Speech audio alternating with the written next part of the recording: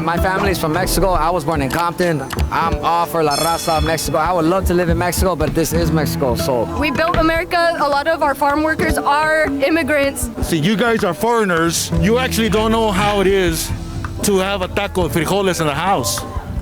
Nopales, mole, queso, right? Yeah. You don't know. You don't know that richness. You're like a foreigner, right? Are you? What ethnic are you? White. Oh, you are. Okay. What are you? Caucasian. You're Caucasian? Yeah. Oh, okay, cool. Even you, man, you know, being like, you're light-skinned, no, nothing racial or nothing, man, but we're all from where we're from, man. I'm Mexicano. Okay. Yeah. People of the sun. See the people of the sun? Yeah. Yeah. You actually came and invade not you, but your ancestors, the Europeans. Well, I don't know if the Irish did that, but I get what you're saying. Yeah, you know what I'm saying? But this is a continuous conversation. Yeah. And the important thing is when you have a conversation like this, it's a debate. It's agree to disagree. Chinga la migra. Donald Trump es un pendejo. You guys might hear these phrases once a month or maybe once a year, but here in Boyle Heights, you hear that shit every day. I'm right here at Mariachi Plaza in the historic barrio of Boyle Heights to do a couple interviews with who you might ask? The organizers of a big-ass rally to protest mass deportation, ICE raids, Trump's new executive orders, and so forth. We're gonna go talk to la gente that organized this event to figure out ¿qué onda? ¿Qué pasa? What the heck is going on? ICE is terrorizing our communities, and they're trying to manufacture consent for a war with Mexico. And these raids are not hyper-targeting criminals, they're hyper-targeting tax-paying community members. And right now, with all the people not working because they're scared to get deported. There's a lot of people that don't want to come out. They're scared to come out. They're scared to die out here. They're scared to get taken from these streets. Some of us are never going to get taken from here, so we're willing to die for those voices that are lost. We're here to speak and do for those that can't.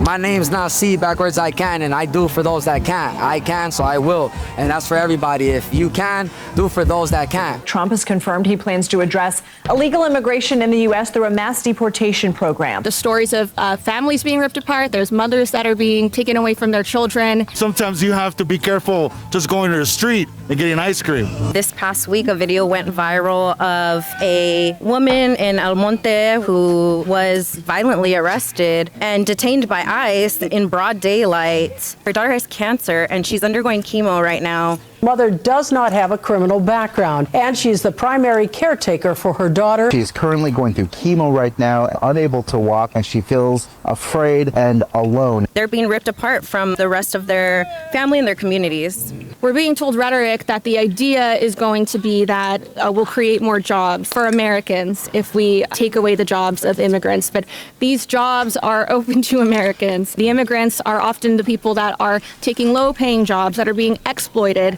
for things that Americans don't want to do. And the issue of job availability is not due to the immigrant community. Many of these migrant workers come to the U.S. on temporary work visas. She has picked tomatoes in the summer, getting paid for each bucket she picks, at times only making $200 a week.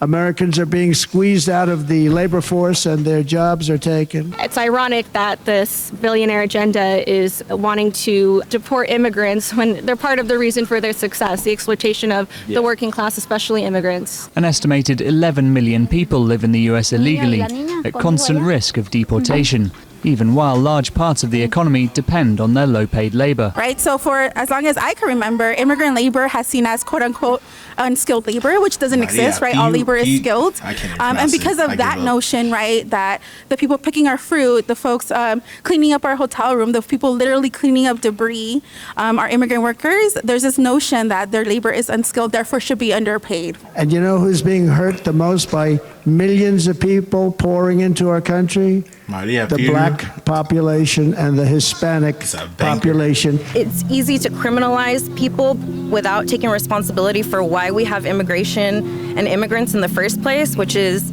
due to U.S. intervention and us intervening in the global south and forcing people to leave. People don't choose to come here lightly. They are forced to. This country has fucked up the rest of the world and destroyed people's homelands and forced millions of people from the Congo to Latin America to flee their homelands and seek refuge in places like the U.S. And then they turn around and call them criminals and demonize immigrants. We not cross the border crossed us. They stole Mexican territory. It's us territory. But Trump It's crazy. Yeah. Crazy motherfucker, though. Even right now in Mexico, I think by labeling cartels a terrorist organization, Trump is trying to manufacture consent for war with Mexico. And that's what they've done across Latin America. 2 weeks ago, I officially designated this gang, along with MS-13 and the bloodthirsty Mexican drug cartels, as foreign terrorist organizations. La Familia Michoacana has terrorized areas outside of Mexico City for decades. How do you feel about the designation of cartels as terrorist organizations? I would say that when it comes to cartels, even that alone and those questions, it's shifting the narrative to that the immigrant community that are coming to the United States are all cartel-based or are all dangerous. Well, I'm not talking about migrants doing crime. I'm talking about criminal organizations taking advantage of the smuggling routes into the U.S., not the migrants themselves.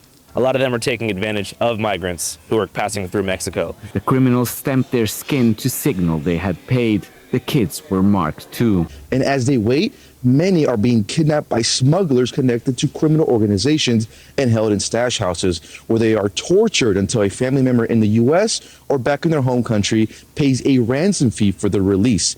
Do you feel like that's the responsibility of the Mexican government to root out that corruption in some of the border states, or should it be something that America does? I think that when we're fighting for improved immigration reform and to create paths to citizenship, that the discussion has to be separate from identifying the solutions to manage the infiltration of crime within our country. The president of Mexico, Claudia Sheinbaum, has done a really good job by debunking a lot of the rumors of, the cartels and the criminal organizations. Mexico's President Claudia Sheinbaum responded firmly, stating that Mexico would never accept any interventionist actions emphasizing collaboration without subordination. 247 homicide victims in the first 2 weeks of Sheinbaum's administration. It's a narrative, right? It's a narrative that paints immigrants as criminals. And that's what the Trump administration is going to continue doing. Because it helps make the community afraid, make working class people afraid, so that there's an easier transfer of wealth to the billionaire class.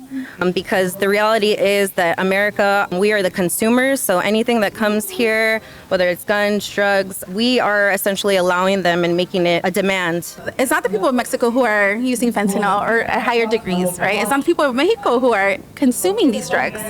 It's the people in the United States who are the main consumers. Kids as young as 11 years old recruited by the cartels to smuggle drugs. Federal agents say that they have freed nearly 100 migrants into Mexico who were being held against their will after a weeks-long human trafficking sting. Sure, I mean, I'm not saying I agree with them and their violence, but I feel like they are pushed into a corner of survival. And when you're pushed into survival mode, people do what they have to do to survive. It's a 40-millimeter grenade launcher. It's a lack of opportunity that disallows them to get certifications or to get certain education, things of that sort. And when we talk about violence, 9 bodies hanging from a bridge in Mexico City. I think it's important to also remember that just because they may inflict physical violence, like the U.S. commits a lot of violence in other ways to us and to other countries, like whether it's denying people health care or All right, now I'm going to introduce a segment for the first time that's called Theory versus Reality, where we take relatively bad faith statements that are made by passionate Americans and follow them all the way to the source to get the real scoop. Now, what you just heard was the undermining of the very real danger and threat posed by the Mexican drug cartels, and the unfortunate grouping of that assessment as being part and parcel of Trump's anti-migrant sentiment. It's a narrative, right? It's a narrative that paints immigrants as criminals. I believe that it's this unnecessary intersectionality imposed by reactionaries of all kinds that most potently obscures issues to the point of shutting down the conversation. Because the underlying message in that is that if you're critical of the actions of the drug cartels, you're playing into the anti-migrant sentiment, which in turn makes you racist. But thankfully, I don't care about that, so I'd like to explain a few things.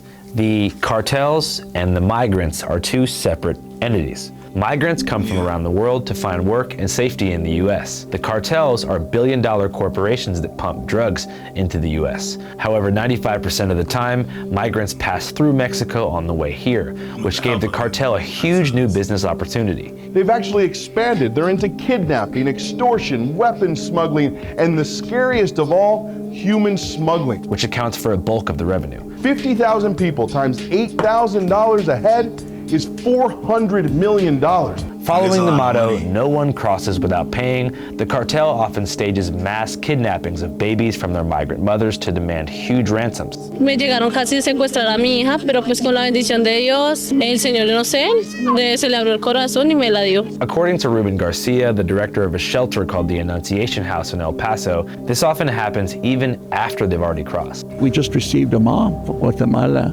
She came up with her 4-year-old daughter with a smuggler in Juarez. The smuggler sold her to another smuggler, and that smuggler took her 4-year-old daughter and then took mom to where the metal fence is. You'll get your daughter once you're on the other side. Here's a cell phone. It was a way to get a lot more money. When she got to Border Patrol, the Central Processing Center, there they took her to get a medical checkup, and she was able to get one of the officers to listen to her, who then called Homeland Security Investigation. She had a cousin in Florida that had helped her with some of the money. They set up the meeting in Las Cruces, and there they showed up, they made the arrest, they had the 4-year-old, they also had a 6-week-old baby. You know, people do what they have to do to survive, and we need to look at our role. Additionally, Americans are not solely to blame for the mass flooding of our streets with fentanyl. It's fair to say that American pharmaceutical companies like Purdue Pharma, which is founded by the Sackler family, are responsible for helping to create a generation of Oxycontin and Percocet addicts who later would create a demand for cheap synthetic opiates that was met by the cartel. But in 2023, the Sinaloa cartel, a corporation, did work directly with Hanhong Pharmaceutical Technology, a Chinese research corporation, to create, or invent rather, a powerful line of mass-produced fentanyl pills called blues. Here was the scene on the streets of Albuquerque, New Mexico in 2023, months after the blues hit. Overnight, it seemed like the blues came in, and I just started to see everybody that I knew that was getting high on just the heroin, go to the pills, their whole lifestyle changed. 10 years ago, the flavor of the month was heroin, right? Right now, that's all shifted into fentanyl. You know, the junkie's dream, give me the strongest stuff possible, take me to the edge of death. The fentanyl has just really fucked people up, you know what I mean? It's taken a lot of people's lives. I mean, it's almost taken my life a few times, you know what I mean? The synthetic market is getting bigger, and it's not gonna stop. They have figured out, hey, if we can manufacture fentanyl in these little pills and sell it for $2 a hit, what else can we manufacture into a little dose and sell it super cheap? In that year alone, 2023, 74,900 people died from fentanyl-related overdose deaths by a drug that was maliciously packaged, marketed, invented, and imported by the cartels. I think that terrorism in general is a strange label to slap on a group whose primary goal is to make money, but it's definitely not that far off. And the reason I'm going so in-depth is because when people are discussing an issue that doesn't immediately concern them and their safety, it's easy to pivot the conversation toward meta talking points about the causes of addiction and the implications of US intervention in Latin America. But this issue really matters, especially for the people of Mexico, not Los Angeles, whose lives have been torn apart by cartel violence. Here are some different reactions to Trump's new executive order, this time from Mexicans who are currently living in the epicenter of that kind of cartel violence, the infamous but beautiful border town of Ciudad Juárez. ¿Qué piensas sobre eso? Creo que está bien la clasificación porque pues son personas que hacen daño y que no se tientan mucho el corazón con algunas personas y estaría bien el título que les... Conocer la verdad. Mataron mucha gente, niños, señoritas, violaban y todo. La gente todo llorando, la pobreza. Usted puede vender taquitos y le cobraban. Y si no daba en la semana el dinero, lo mataban. ¿Qué es eso? Ahora hay puras drogas sintéticas malas. ¿Por qué andan tantos jóvenes perdidos? Y ustedes como cronistas deben de echarle ganas. No oculten nada, se lo digo con respeto. Sí. ¿Y sabe qué? Le voy a decir una cosa. Yo le pido a Dios por ustedes para que Dios los proteja. Porque ustedes andan en el peligro. En Juárez estuvo los Z, el Salvatrucha, con todo respeto a todos los emigrantes. Ahí se quemaron 40, aquí bajando 40 emigrantes. ¿Sí supo? Well, nearly 40 people killed in a fire that broke out at a migrant shelter along the southern border in Ciudad Juarez, Mexico. As a personal eyewitness, the man goes on to suggest that the tragic death of the 40 migrants across the bridge was not due to an act of protest gone wrong, but actually because a group of mostly Venezuelans refused to pay the cartel tax, and that humanitarian groups helped to engineer a cover-up out of fear. Quedaron callados. ¿Por qué? Porque no les conviene. Fueron 40 vidas. A mí nadie me lo contó, yo lo vi. El Paso County Judge Ricardo Samaniego saying migrants are desperate and immigration policies need to change. Yo voy siguiendo Bukele. ¿Sabe quién es Bukele, verdad? Sí. Ese presidente ha hecho muchas cosas en nombre de Dios. He said that his favorite politician was Nayib Bukele, the current president of El Salvador, who created a mega prison called the CCOT, or the Terrorism Confinement Center, to indefinitely detain the members of two gangs, MS-13 and 18th Street. Two gangs that began and continued to exist in the streets of LA, but took hold in El Salvador in the 80s after Reagan's deportations.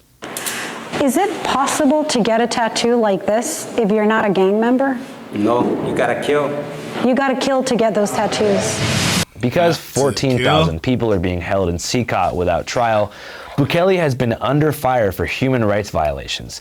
Many CCOT inmates say they were unfairly targeted and profiled. However, this year, El Salvador is no joke 20 times safer than it was 5 years ago, and currently has the lowest crime rate in Latin America, which is something that many Mexicans admire. Nayib Bukele incluso está haciendo muchas cosas buenas en El Salvador.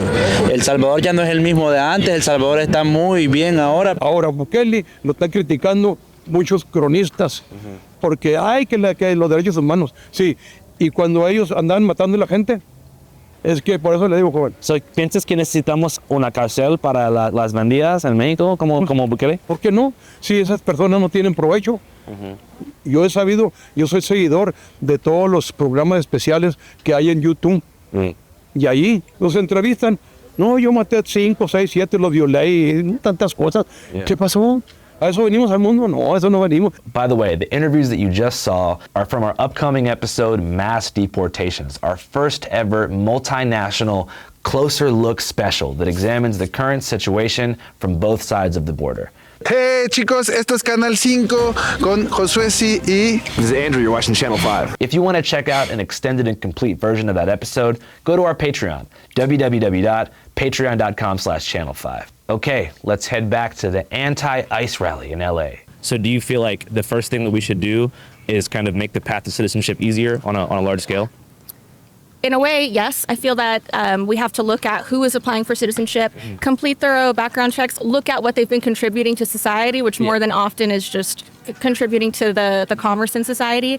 And as far as border control and trying to control the infiltration of crime, I don't think that anybody is shutting down that discussion or wants the infiltration of illegal drugs. Here's the thing: if there was a safer way, a more humane way, and a way that abided by international human laws for immigrants to cross, for asylum seekers to cross, there would be no need for the cartel to do that, right? True. They are definitely taking advantage of the fact that people have to go through extreme and risky ways of getting here because there is no other way, right? So if we want to support and protect immigrants right now that are literally stuck at the border, right, because we've been cutting back our asylum system so much, we need to make the process more humane. Thousands are gathering along the National Mall. They're calling for action from Congress and the White House on immigration reform. So the last time we had immigration reform policy was under Reagan, and it was a blanket amnesty. I believe in the idea of amnesty for those who have put down roots and who have lived here, even though some time back they may have entered illegally. Reagan granted amnesty to immigrants, right? And what it said is like, okay, if you've been here XYZ this long, here's the process to become a citizen, right? We're gonna grant you amnesty. There hasn't been a policy change like that in the immigration law since then, right? And you mentioned asylum, right? The current asylum process is extremely difficult. And unfortunately, for most families that do file their asylum claim, they will be denied. And these are folks who are literally fleeing persecution, fleeing war, fleeing. Going back to Reagan too, he loved asylum because he had this policy, if you remember, called wet foot, dry foot for Cubans, because obviously our enemies are the communists. So he's like, if you're a Cuban and you want to defect to Florida, if you can get here by any means necessary, the moment that your foot touches sand, you're a U.S. citizen. No paperwork, they just give you a passport, like welcome in. And so it's interesting to see some of these conservative policies now backfiring to where they're claiming it's like a liberal policy. All right, what's up, Channel 5 watchers? As ICE, a government agency with a long history of controversy, claims to be ramping up their deportation operations, it's easy to see how quickly a climate of both fear and panic or celebration and victory can take over people's minds as politicians and their loyal mainstream news outlets fight for your attention by trying to shape your perception of things based upon salacious and sometimes manufactured narratives. It can be very hard to find the truth.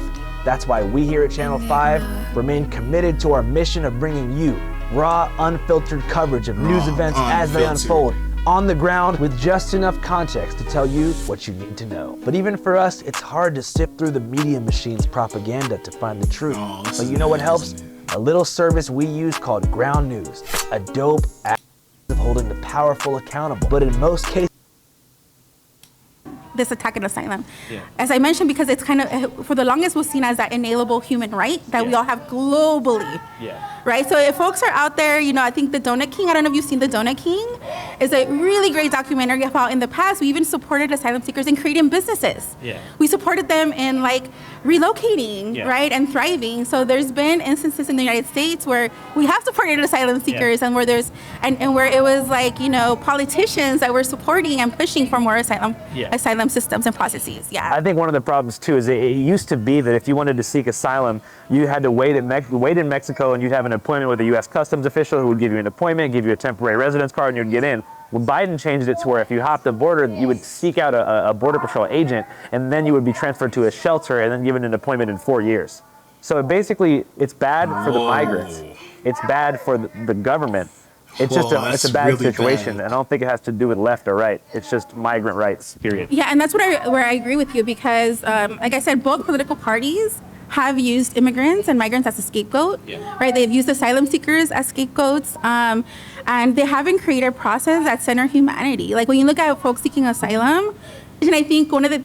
Wait, so Biden was like, you get here, you know, you can come, you can stay. And then 4 years, you know, we'll give you a chance. And then Trump just comes in and says, nah, go back. That's kind of cooked. Things Trump said his first administration, you know, when he was getting called out on putting kids in cages, one of the things he said was like, well, who built the cages, Joe? Who built the cages, Joe? Let's talk about who built the cages, Joe. You know, and it was the Biden administration, right? En el tiempo que está el señor Trump ahorita, está deportando menos que el otro pasado. En el tiempo que está, comparan del tiempo que estaba Biden cuando empezó su presidencia y con deportado menos personas. La diferencia es, Trump está en las noticias, dijeron cosas enojadas sobre los migrantes, pero Biden y Obama no dicen nada, pero hacen la misma cosa. Correcto. They are two sides of the same coin, that it's the same enemy, and the target is to regress society. Definitely, like back to a pre-immigration state. Yes, towards white supremacy.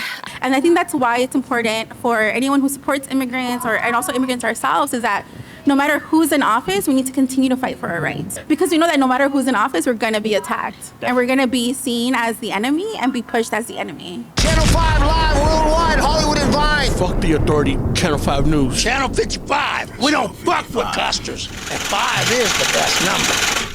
5. Oh, wait, I heard about the song. 5 is the best number. Around the life and times of Kelly Johnson, a.k.a. Kelly J. Patriot. Kobe Bryant was assassinated by the Quins. Come here, Nazi, you're going to Guantanamo.